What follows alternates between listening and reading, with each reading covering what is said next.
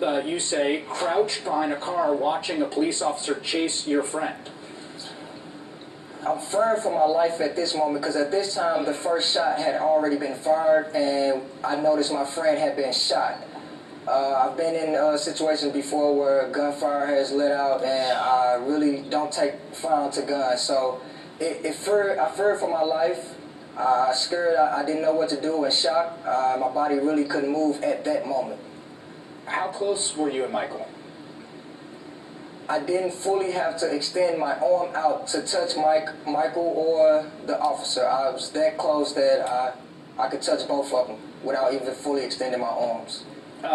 Did Michael at any point strike out, lay hands on, assault the officer? He did not initially assault the officer. I didn't see at no point in time while I was standing in the officer's driver door window where he touched the officer in any type of threatening way, not whatsoever. How close friends were you and Michael? Were you tight? We weren't so much as close friends childhood, but the time when I met him, because I had just moved over in the apartments, when I met him, we just became good friends. And what kind of person was he? He was a very cool person, quiet, calm, and gentle. Doran Johnson and Freeman Bosley Jr., his attorney. Thank you, gentlemen, both. I really appreciate it. You're welcome. Thank you. All right, the breadth of the protests in the community raised the question now, of course, of what is next, not just in this investigation, but in police community relations. Meanwhile, St. Louis County Police Chief John Belmar says he supports the parallel FBI investigation. Of course, the shooting that we saw this weekend comes on the heels of several high-profile incidences of people being shot by or killed by police across the country. Of course, the death of Eric Garner, which was ruled a homicide here in New York City in Staten Island, after he was first questioned by police for the charge of selling untaxed cigarettes. There has also been a whole lot of different information released out in the wake of the death of Michael Brown. First, accusations that he had been busted for shoplifting. So far, there has been no corroboration of that. A lot of outrage, too, about how he has been portrayed, both in the images that have been circulated about him and what people have done to try to presume that they knew what kind of person Michael was. Joining me now is MSNBC contributor Goldie Taylor, who is in Ferguson tonight. And Goldie, what are things like in Ferguson right now? You know, the tensions are still fairly high, although not quite as high as last night. I hear that there is an incident at a nearby mall, but we're not certain that it's related to the recent unrest.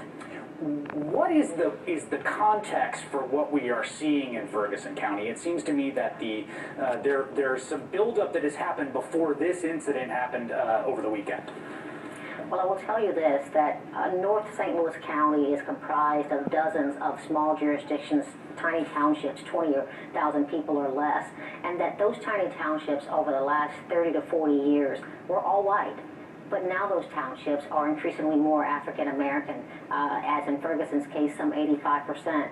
But if you look at the arrest rate, if you look at traffic stops, disproportionately they are African American, especially when you start to look at citations and arrest and outcomes. And so you're starting to see some real tensions begin to flare up between what seems to still be a fairly white leadership in terms of mayors and police chiefs and a black population, and there's a bit of distrust from both sides.